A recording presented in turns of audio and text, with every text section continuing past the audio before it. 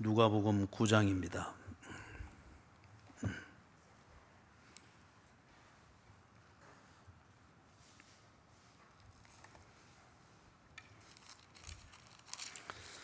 누가복음 9장 37절에서부터 45절까지 같이 읽습니다. 이튿날 산에서 내려오시니 큰 무리가 맞을새 무리 중의 한 사람이 소리질러 이르되 선생님 청컨대 내 아들을 돌보아 주옵소서. 이는 내 외아들이니이다. 귀신이 그를 잡아 갑자기 부르짖게 하고 경련을 일으켜 거품을 흘리게 하며 몹시 상하게 하고야 겨우 떠나가나이다. 당신의 제자들에게 내쫓아 주기를 구하였으나 그들이 능히 못하더이다. 예수께서 대답하여 이르시되 믿음이 없고 패역한 세대여, 내가 얼마나 너희와 함께 있으며 너희에게 참으리요. 네 아들을 이리로 데리고 오라 하시니 올 때에 귀신이 그를 거꾸로 떨이고 심한 경련을 일으키게 하는지라. 예수께서 더러운 귀신을 꾸짖으시고 아이를 낫게 하사 그 아버지에게 도로 주시니 사람들이 다 하나님의 위엄에 놀라니라. 그들이 다 그 행하시는 모든 일을 놀랍게 여길새 예수께서 제자들에게 이르시되 이 말을 너희 귀에 담아 두라. 인자가 장차 사람들의 손에 넘겨지리라 하시되 그들이 이 말씀을 알지 못하니 이는 그들로 깨닫지 못하게 숨긴 바 되었습니다. 또 그들은 이 말씀을 묻기도 두려워하더라. 아멘. 예수님께서 당신이 누구이신가 하는 것을 보여주기 위해서 열심히 다니고 있고 많은 일들을 하고 또 설교도 많이 하시고 계십니다. 그 다음에 예수님이 하시는 일의 목적이 무엇인가, 이걸 사람들이 보고 깨달을 수 있도록 하기 위하여서 기적도 베푸시고 표적도 행하시고 여러 가지 능력을 행하기도 하시고, 그렇게 해서 사람들이 사건을 통하여서 관심을 가지고 예수님이 하시는 일의 내용을 들여다볼 수 있도록 틈이 나는 대로 그렇게 지금 일을 하고 계시죠. 그래서 우리가 누가복음 처음 시작할 때는 그것을 조금 어려운 표현으로 하나님의 나라를 볼 수 있도록, 예수님과 함께 하나님의 나라가 임했고 그리고 그들이 예수와 함께 있는 바로 그 현장이 하나님의 나라가 임해 있는 그 본질인 것을 보고 깨달을 수 있도록 예수님께서 그렇게 지금 활동을 하고 계시죠. 그래서 9장을 통해서만 보아도 9장 1절에서부터 6절 사이에 보면 예수님이 제자들을 실습을 내보내지 않습니까? 내보낼 때에 놀라운 그런 권능을 주어서 보냈습니다. 모든 귀신을 제어하며 병을 고치는 능력과 권위를 주셔가지고 보냈습니다. 그렇기 때문에 이 사람들이 그런 걸 해본 적이 없죠. 그래서 그렇게 하도록 내서 보냈습니다. 그러면은 그걸 경험할 때에 자기에게서 모든 귀신을 제어하는 능력이 나가고 그리고 병을 고치는 이 권능이 행해질 때에 적어도 이 제자들은 무언가 생각이 좀 달라져야 됩니다. 이게 예수님이 내게 주셨다 하는 이 출처가 분명하기 때문에 이게 지금 내 일상에서 행해지는 이 현장을 보는 것 같으면은 사건을 보고 놀라기만 할 게 아니고 이 사건이 일어나도록 권위와 능력을 주신 예수가 누구이신가에 대해서 뭔가 생각이 좀 달라져야 됩니다. 그래서 지금 실습을 내보냈습니다. 그 다음 7절에서부터 9절에 보면은 헤롯이 이 소문을 듣고서 자기 라이벌이 나타났나 싶어서 정치적 관점에서 굉장히 긴장을 하면서 9절에 이 사람이 누군가, 이게 분명히 정확한 질문입니다. 그리고 예수를 만나고 예수님을 믿는다 할 때에 이 질문에 대한 대답을 찾아야 됩니다. 이 사람이 누구인가? 이 질문에 대한 대답을 찾을 수 있도록 하기 위해서 예수님이 지금 오셨고 설교하시고 보여주시고, 제자들 같은 경우는 모든 귀신을 제어하며 병을 고치는 능력과 권능을 주어서 실습까지 하게 하신 겁니다. 이 사람이 누구인가? 여러분이 이 질문에 대한 대답을 가지고 있기를 바랍니다. 아니면은 지금이라도 이 질문을 가지고서 여러분이 성경을 읽고 예배를 드리고 기도를 하십시오. 이 질문에 대한 대답을 찾지를 못하면은 신앙생활은 절대 시작이 되지를 않습니다. 그래서 헤롯이 이 사람이 누군가, 우리가 꼭 찾아야 될 대답, 그리고 예수님께서 그렇게 오셔서 행하시는 모든 그 목적을 찾는 그 관점을 딱 정리를 해주고 시사를 했습니다. 그래서 예수가 누구이신가, 그리고 무엇을 하시는 분이신가 하는 것을 계속해서 보여주는데, 10절에서부터 17절에 보면 그 유명한 사건이죠. 보리떡 5개와 물고기 2마리를 가지고 남자만 해 아래 보면 5,000명이 되는 엄청난 숫자를 먹이셨습니다. 보리떡 5개와 물고기 2마리, 한 사람의 한 끼 식사입니다. 이걸 가지고 남자만 5,000명이 된다고 하는 것 같으면은 어림잡아 한 15,000명에서 20,000명 사이입니다. 그걸 예수님이 먹이셨다. 실제로 예수님이 먹이시는 그 현장에서 먹은 사람이 어림잡아 15,000명에서 20,000명이었다. 그러면은 첫째는 그 사건을 보면서 놀래야 합니다. 먹었는데 더 먹기 위해서 이러면 그건 정말 돼지입니다. 돼지 같은 종교꾼입니다. 먹었으니까 더 먹으려고 그런 식으로 예수를 찾거나 그 분위기에 젖으려고 하면 그건 돼지입니다. 적어도 거기서 그 사건을 경험해서 예수님의 손에서 나오는 그것을 먹어서 배부른 이 분명한 부정할 수 없는 결과가 내 몸에 이루어졌고 내 생활로서 내가 직접 경험이 되었다고 하면 적어도 그 사건을 두고는 놀래야 됩니다. 아니 이게 어쩐 일이지? 그죠? 그게 예수님을 한 걸음 더 다가가서 보게 되어지고 예수를 한 번 더 깊이 생각하게 만드는 동기부여가 되는 거죠. 그래서 예수님이 이적이라고 하는 것을 베푸는 겁니다.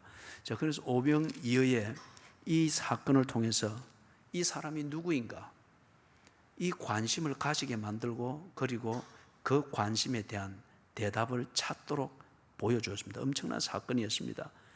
그 다음에 18절에서부터 27절 거기서 나오는 내용은 이렇게 진행이 되죠. 예수님이 당신의 누구이신가에 대해서 직접 한번 정리를 해 주십니다. 베드로의 입을 통하여서 예수님은 살아계신 하나님의 그리스도이시다. 다시 말해서 유대인들이 기다려오던 메시아, 구세주, 하나님이 약속하신 구원자라고 하는 이것을 그들의 입으로 정리를 해서 말할 수 있도록 딱 예수님이 도와주셨습니다. 그래서 그 질문, 이 사람이 누구인가? 하나님의 그리스도이시다. 예수님이 이렇게 정리를 할지라도 그 사람들이 이걸 반론을 하고 반박을 하고 의심할 그 증거는 없습니다. 오히려 그것을 입증할 수 있는 증거가 계속 그들은 경험을 해왔죠. 바로 앞에 어떤 일이 있으십니까? 보리떡 5개와 물고기 2마리로 약 20,000명의 군중이 먹었습니다. 이게 하나님이 아니면은 그 일을 할 수 없는 사건이죠. 그걸 그들이 경험을 했습니다.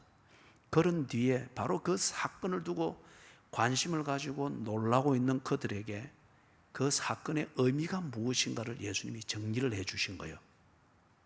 하나님의 그리스도이시다. 그러면서 22절 이하에서 이어서 말씀하시는 것은 뭐냐?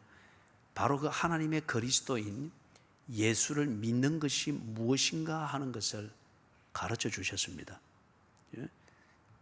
죽고자 하는 자는 살 것이고 살고자 하는 자는 죽을 것이다.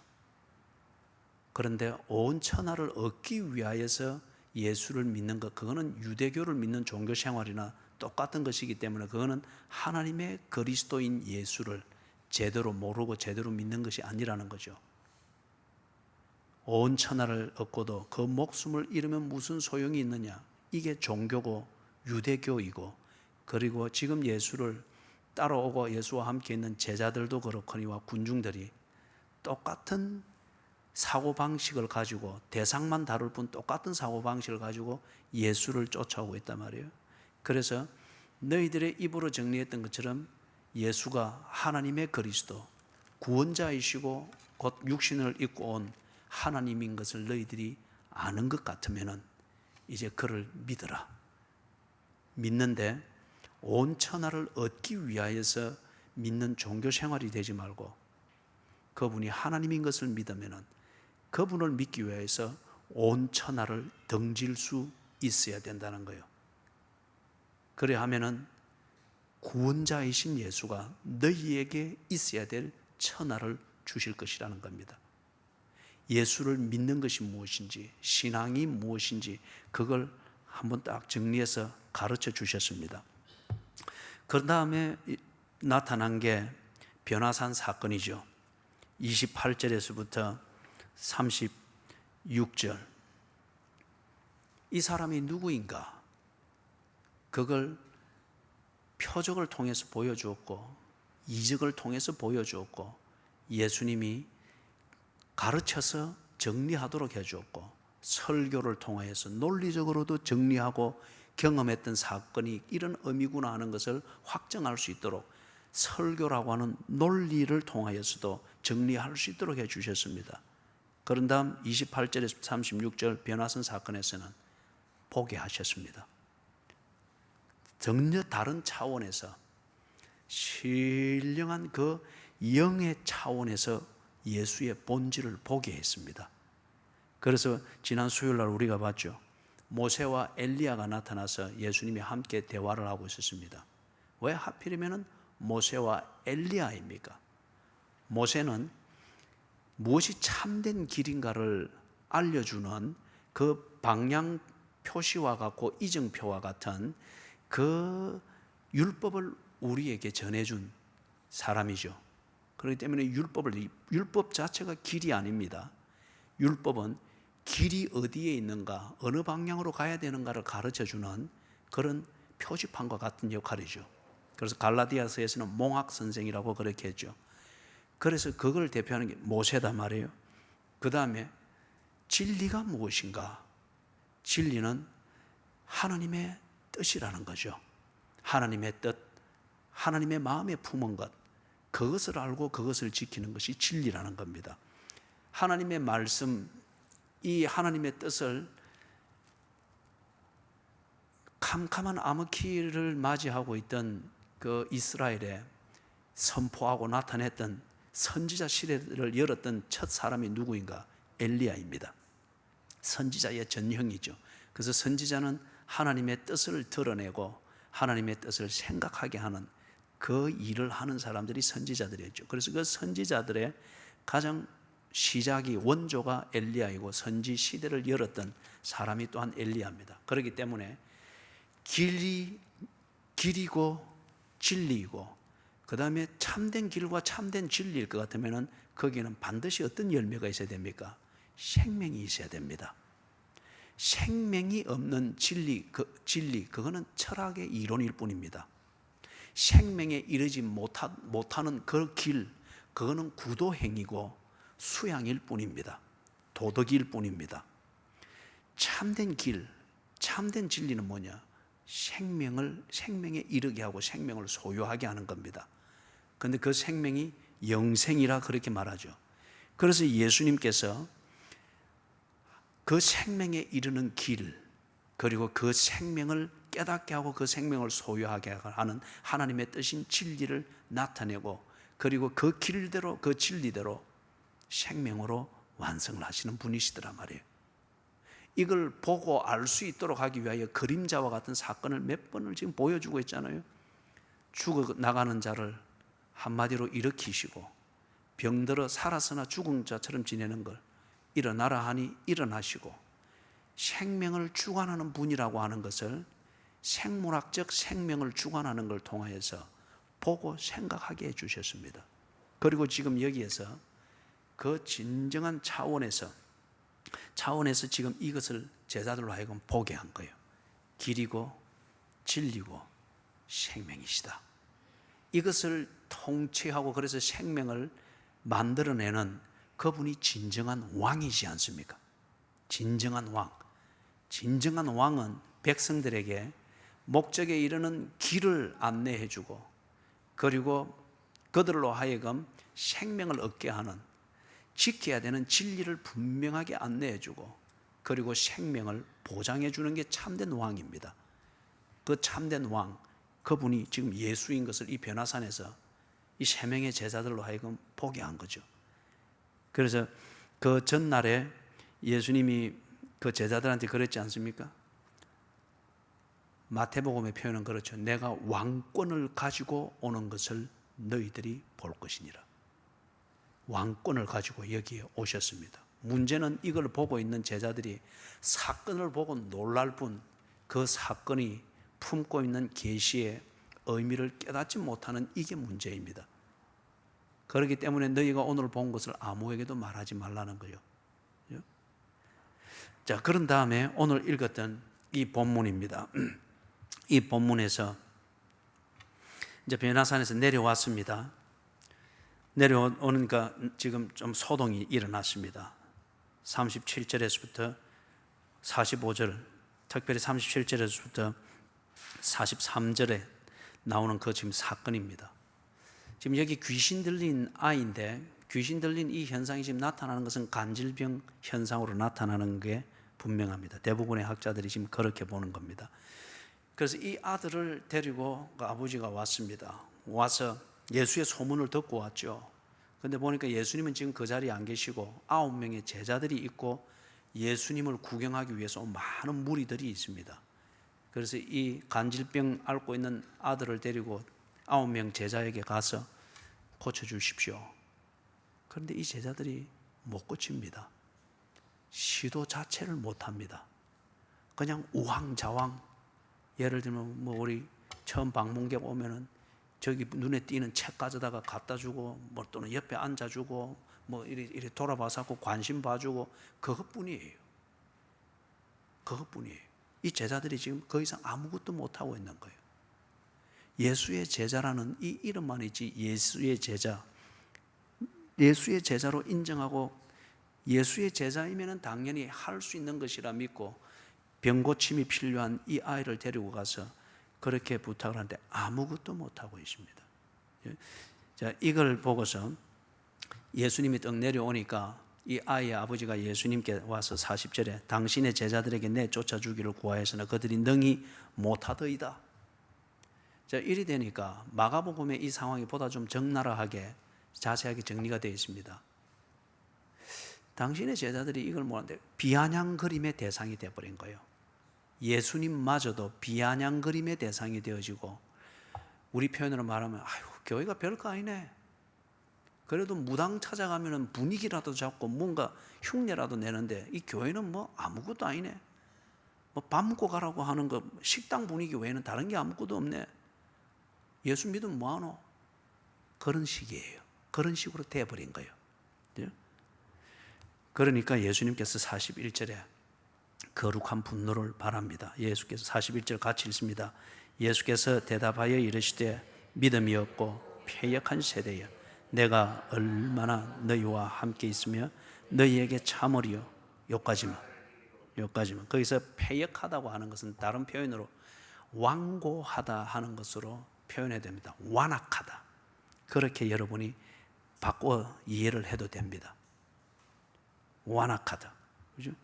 패역은 어떤 의미에서 좀 도덕적 개념을 많이 품고 있는 용어이면은 완악하다. 이것은 성품입니다. 성품, 성질, 어떤 이것을 좀 개념을 많이 품고 있는 단어죠. 왜 예수님이 믿음이 없고 패역한 세대다. 이 지금 지적을 하고 이게 엄청난 지금 예수님의 직격탄이잖아요. 지금 이게 예수님의 설교입니다. 예수님의 설교. 그런데 이 제자들과 이 무리들이 이 표현으로 예수님의 설교를 들을 만하고 권면을 들을 만하기 때문에 예수님이 이렇게 하는 겁니다.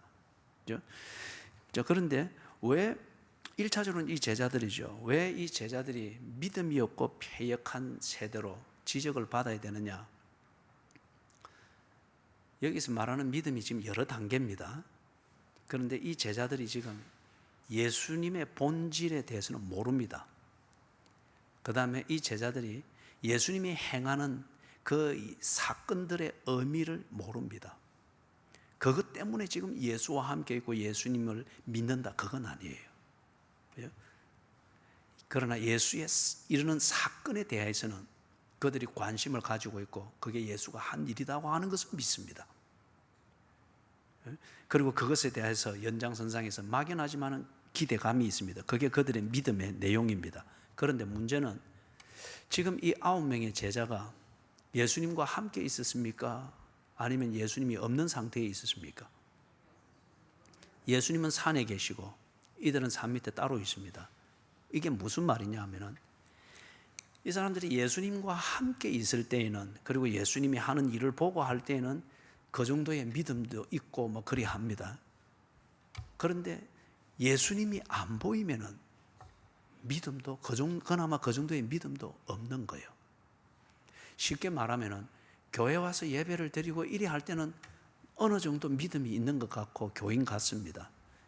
그런데 밖에 나가서 그것도 좀 어려운 일을 당하면, 낭패를 당하면 그나마 그것도 전혀 보이지를 않는 거예요. 무슨 말인지 이해가 되세요? 그래서 이 제자들이 그 정도의 믿음이라도 있는 것 같는데 예수님이 안 보이고 그들 눈에 안 보이고 함께 있다고 못 느끼니까 똑같은 거예요. 일반 사람들하고. 그죠? 똑같은 거예요. 그러니 믿음이 없다는 겁니다. 그 다음에 왜 패역하다, 완악하다고 말하는가? 그렇지 않습니까? 눈에 보이면은 보이는 것에 근거해서 자기 방식대로 예수를 믿고, 눈에 안 보이면은 안 보이기 때문에 역시 지 방식대로 믿음이 없어져 버리는 거예요. 완악의 기본 개념입니다. 내 중심, 내 기준, 내 분위기를 가지고서 믿음을 재단하고 특별히 하나님에 대한 내 처신과 태도를 재단하는 것, 이 자기 중심성을 못 버리는 게 완악함입니다. 완악함. 매너나 분위기가 부드럽고 성자 같을지라도 예수님은 그런 종교 지도자를 보고 완악하다 그랬죠. 목이 곧다 그랬지 않습니까? 깊이 생각을 해보십시오. 깊이 생각을 해보십시오. 내가 지금 완악함이 없는지. 예를 들면은 이거 고쳐야 되는 습관인데 평생을 가지고 가면 아직도 그것을 못 고치고 그 습관에 걸리는 어떤 사건이 일어나거나 문제가 발생되면 꼭 그 습관대로 처신을 하고 그렇게 해결을 하려고 하면 당신은 완악한 사람입니다.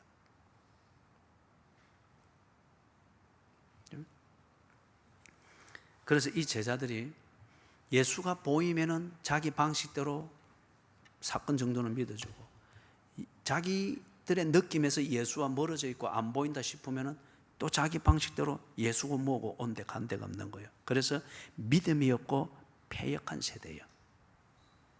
거기 함께 있는 무리들, 그들에게도 역시 이 말은 해당되는데 이 지금 제자들하고는 조금 차원이 다른 문제죠. 그 부분에 대해서는 우리가 오늘은 다루지는 않겠습니다. 그러면서 그 뒤에 보니까 내가 얼마나 너희와 함께 있으며 너희에게 참으리요. 조금 전에 그렇게 해석을 했던 근거가 되는 겁니다. 근거가 예수가 눈에 보이면은, 즉 내가 얼마나 너희와 함께 있으면은, 내가 함께 있으면 너희들은 믿는 것 같은데 내가 함께 없다 싶으면은 믿음이고 뭐고 왜 온데간데가 없느냐? 이런 너희들을 내가 얼마나 같이 참아줘야 되느냐? 너희들을 두고 얼마나 내가 더 오래 목양을 해야 되고, 너희들의 그러한 아무리 가르쳐도 안 되는 이걸 내가 꼭 참으면서 얼마나 더 가르쳐야 되겠느냐? 한탄입니다.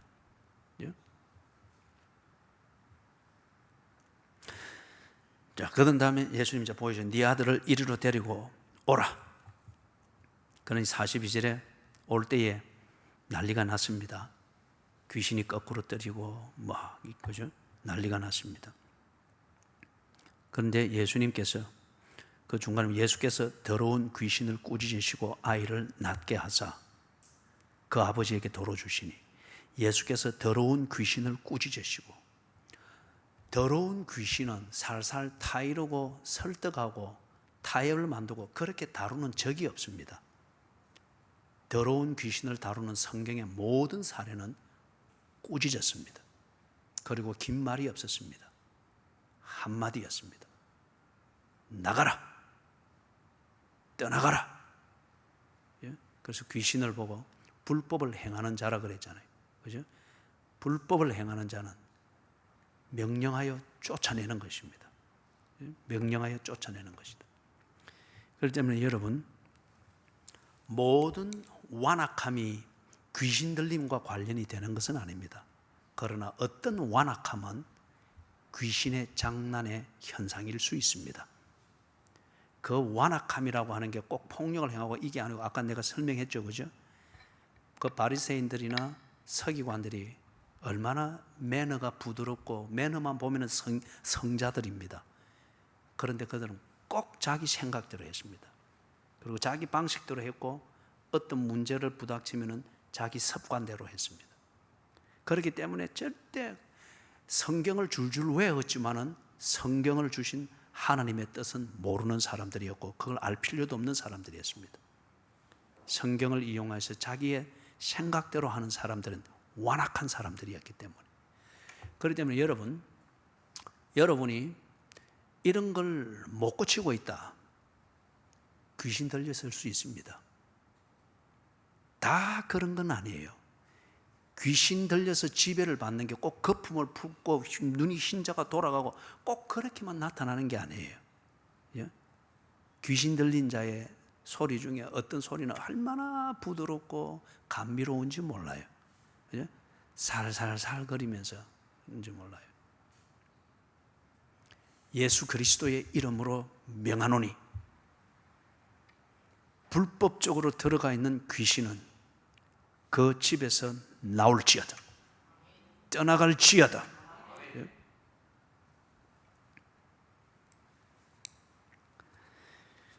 43절에 사람들이 다 하나님의 위엄에 놀랬다고 합니다. 자, 여기서 우리가 잘 봐야 돼요. 놀랬다. 그런데 43절 하반절에는 그들이 다 그 행하시는 모든 일을 놀랍게 여길새 예수께서 제자들에게 이르시되, 44절 45절 같이 읽습니다. 이 말을 너희 귀에 담아두라. 인자가 장차 사람들의 손에 넘겨지리라 하시되 그들이 이 말씀을 알지 못하니 이는 그들로 깨닫지 못하게 숨긴 바 되었음이라. 또 그들은 이 말씀을 묻기도 두려워하더라. 이게 이제 무슨 말이냐면은 43절에서는 똑같은 예수님이 행하는 이 놀라운 일을 똑같이 봤잖아요. 제자들과 무리들과 다 똑같이 봤습니다. 그런데 그 아버지를 비롯해서 사람들은 보고 놀랬습니다. 대부분의 사람들은 구경하러 왔습니다. 구경거리를 찾아서 먼 길을 온 사람도 있습니다. 그런데 지금 이 사람들이 구경하고자 하는 호기심에서 한 단계 업그레이드 된 거예요. 예수에 대해서. 예수가 일으키는 사건을 보고 그 사건을 일으키는 예수를 인정하는 단계로 업그레이드 됐습니다. 아, 예수가 귀신을 쫓아냈다. 여기에 대해서 토를 달 사람이 없습니다. 그리고 만약에 나의 완악함이 귀신이 들려서 그렇다, 아니면은 내 집안에 귀신 들린 자가 있다, 이 사람들은 분명히 예수께 데리고 갈 겁니다. 예? 그까지예요. 믿음이 그까지입니다. 사건을 보고 놀라고, 사건을 보고 예수를 찾고, 그리고 사건을 기대하면서, 내가 원하는 사건이 이루어지기를 기대하면서 예수를 찾고, 믿음이 그 단계입니다. 그 단계. 이거는 예수를 구세주로 믿고 그거까지는 이르지 못하는 거예요. 이 사건에 대해서 관심을 가지고 사건과 결부해서 예수를 인정하고 믿는 사람들, 그들이 주로 보면은 교회로 치는 것 같으면 교회에 아주 열심 당원들 그룹에 속합니다. 이 사건을 보고자 하는 것, 그리고 사건을 기대해서 병낫기를 위해서 기도하고, 그리고 뭐 헌신하고. 그런데 제자들은 이 수준에 머물러 있어서는 안 되는 거예요. 그래서 지금 예수님께서 44절 45절에 가르치는데, 이거는 어떤 의미냐면은 너희들이 이 사건을 똑같이 보았느냐? 저 사람들은 이 사건을 보고 사건을 일으킨 예수를 이제는 인정할 것이다. 그런데 너희들도 그 수준이 되면 안 된다. 너희들은 이 사건을 보고 경험을 하면서 그 사건이 품고 있는 의미를 깨달아야 된다는 거예요. 예수가 누구이기 때문에 이 사건을 일으키셨는가? 예수님이 이 사건을 일으키시는데 그렇다고 하면은 귀신 들린 자를 쫓아내는 것 같으면은 예수는 귀신도 제압할 수 있다고 하면은 그가 바로 창조주 하나님이 아닌가? 너희들은 사건을 보면서 의미를 깨달을 수 있어야 된다.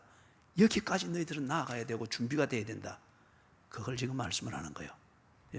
그래서 이 사건을 통해서 예수님이 제자들로 하여금 깨닫기를 원하고 그래서 제자 훈련을 이 단계에서 하는 그 주제는 무엇이냐? 44절에 말하는 것, 이 말을 너희 귀에 담아두라. 인자가 장차 사람들의 손에 넘겨지리라 하시되, 복음의 핵심이지 않습니까?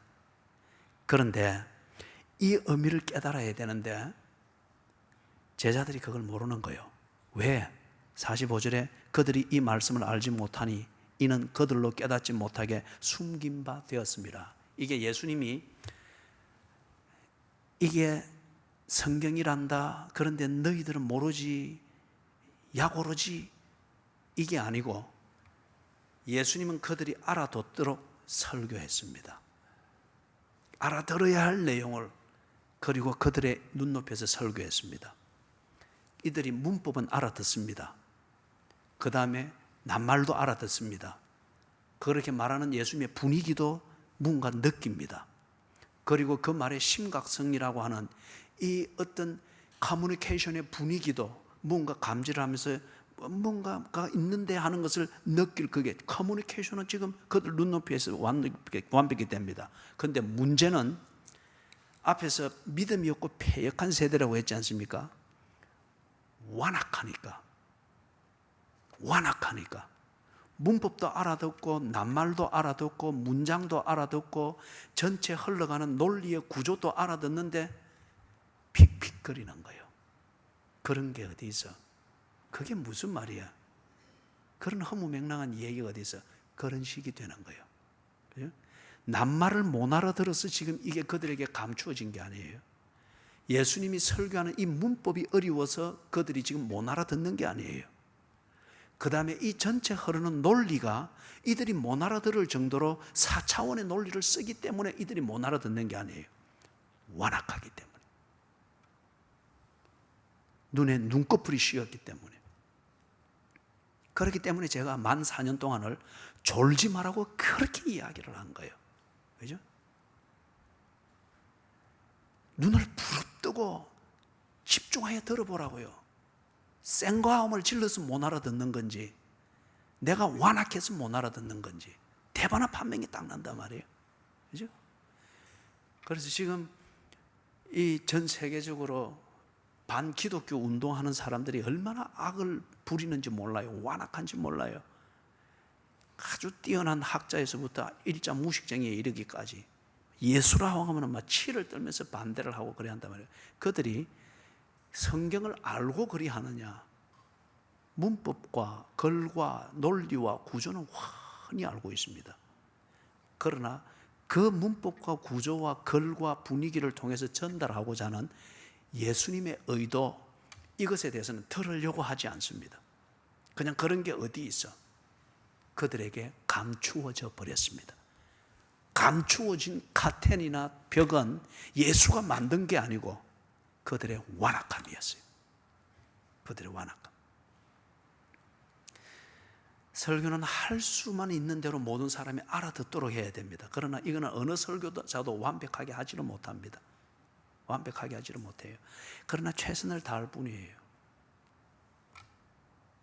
그러나 거기에 너무 지나쳐가지고 모든 사람들이 다 알아듣고 잠 깨고 재미있게 하도록 하기 위해서 설교를 이상한 행태로 두루뭉실한 짬뽕으로 만들어서 누구나 다 도둑질 하는데도 필요한 얘기가 되고 사기치는데도 필요한 얘기가 되고 집안에서 분명히 싸우고 아내를 겉도 못하도록 두드리 패고 지는 교회 와서 앉아 있는데 하나님이 사랑하십니다. 그래서 위로를 받을 수 있도록 설교가 되어지고,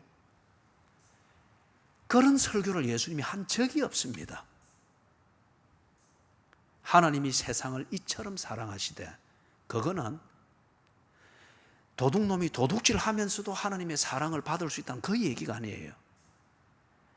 비겁하고 옹졸한 남편이 지가 만만하게 다룰 수 있는 것은 자기를 믿고 헌신하기로 스스로 결심한, 그래서 사랑하기로 결심한 아내 한 명밖에 없으니까 이 아내를 두드리 패는 것으로서 그렇게 하고 있는데, 그런 것도 언제나 심심하면 두드리 팰 수 있도록 몸이 건강하고 힘이 넘쳐나고 아내의 멍 안 든 자리를 정확하게 찾아낼 수 있는 시력이 2.0으로 늘 유지가 되어지고, 그게 하나님이 세상을 이처럼 살아서 그게 아니다 말이에요.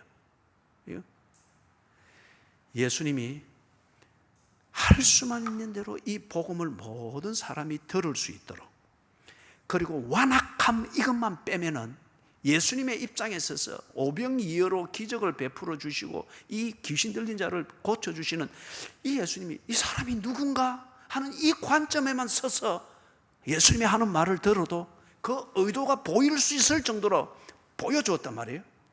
그리고 지금 설교하고 있단 말이에요. 그럼에도 불구하고 이들은 맹합니다.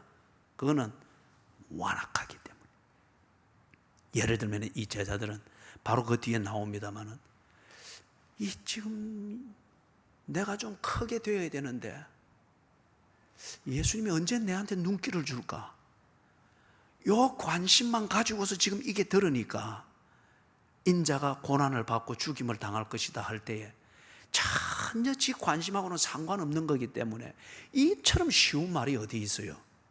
그죠? 이처럼 쉬운 말이 어디 있어요? 붙잡혀서 고난받아 죽을 거다, 이처럼 쉬운 말이 어디 있느냐 말이에요. 그런데 이게 전혀 들어오지 않고 왜 답답한 것으로 이 설교 시간을 끄시나 예수님?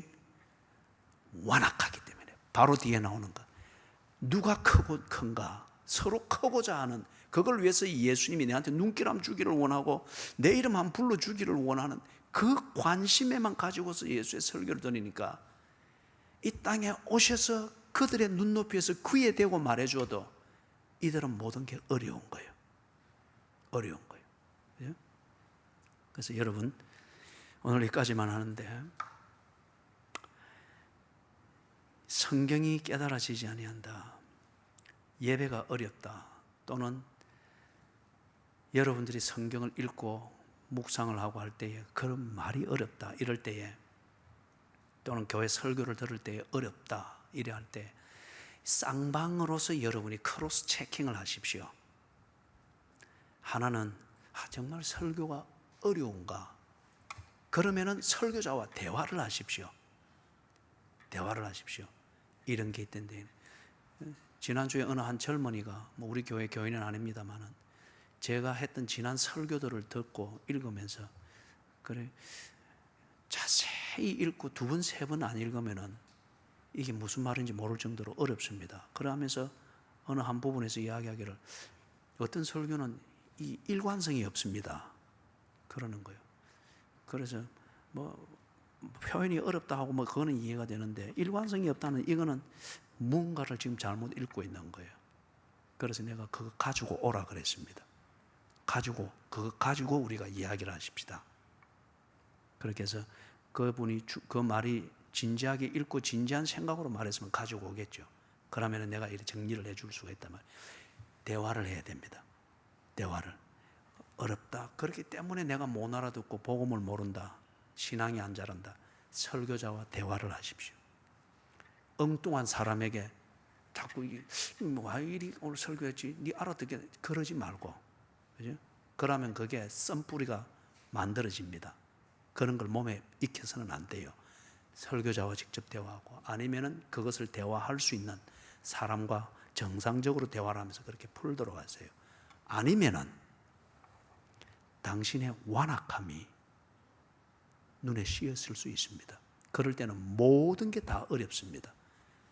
내 관심하고 안 맞는 거는 모든 게 다 같지 않고 아주 서글프게 받아들여집니다. 그죠? 그럴 때는 하나님 앞에 은혜를 구하면서 회개하셔야 됩니다.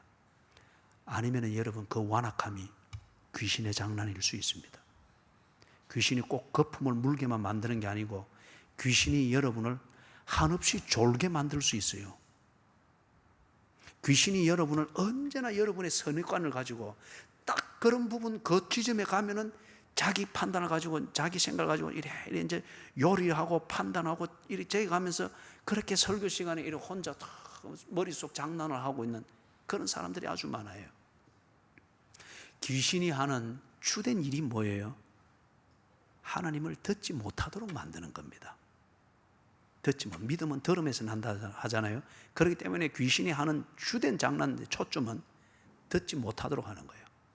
졸도록 만들어서든지 아니면은 선입관을 가지고서든지 아니면은 열등의식을 가지고든지 아니면은 뭐 성취했다가는 자고 하는 마음이든지 아니면 연력 근심 아니면은 저 왜 나를 치지 아니면 누구를 치지 이런 헛된 그 하나의 딱 화두를 귀신이 딱 심어 놓으면은 그것 가지고 그냥 그대로 끌려가 버리는 거예요. 그게 완악함입니다. 그렇기 때문에 지금 이 제자들이 보여주는 것처럼 사건만 보고서 여러분이 그냥 교회 오는 재미, 뭐 예배 시간에 뭘 하는 재미, 그 다음에 뭐 봉사하는 그 어떤 사건에 대한 재미, 그것도 상당한 수준의 믿음일 수 있습니다. 그러나 그것으로 구원 얻는 믿음은 아니에요. 거기에 자족해서는 안 됩니다. 그걸 통해서 그 사건을 통해서 예수님이 전달해 주고자 하는 의미를 깨달아야 됩니다. 이 의미를 깨닫는 것은 정말 완고하면은 이 의미는 못 깨달아요. 지금 제자들은 그 단계입니다. 그 단계. 사람들이 사건을 보며 놀라고 주일이 빨리 안 오나 빨리 교회 가고 싶다. 막 그렇게 막 바라는 거 대단한 성장입니다. 그런데 이 제자들은 거기에 머물러서는 안 된다는 거예요. 너희들은 이 의미를 깨달아야 된다. 인자가 고난을 받고 죽임을 당할 것이다.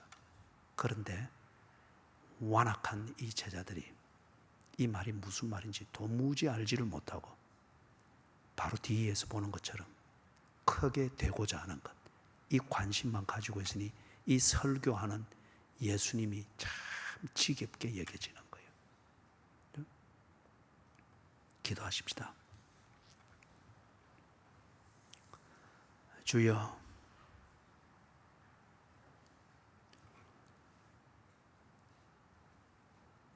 내 자신을 괜찮게 여기고 있으나 주님 앞에 설 때에는 완악함이 드러나는, 그리고 그 완악함 때문에 몸은 주님과 함께 있으나 영은 주 안에 거하지 못하는 이 불상사를 보게 하셨나이다. 우리가 그 제자들의 상태일 수도 있겠습니다. 주님의 그 쉽고 내게 주시는 말씀, 나를 구원하기 위하여 주시는 말씀, 나를 깨닫도록 하기 위하여 보여주시는 예배와 기도와 성도의 교제와 봉사의 일에 사건 이상으로는 그 의미를 깨달으려고도 하지 아니하고 깨닫지 못하는 이 문제가 나의 완악함에 있을 수 있다고 하는 것을 생각합니다. 단지 이게 내 성품의 문제고 습관의 문제면은 특세를 통하여 성령의 은혜를 받아 고치게 해 주시옵소서. 이게 귀신이 뿌리고 간 가라지의 결과이면은 귀신을 쫓아내게 해 주시옵소서. 예수의 이름으로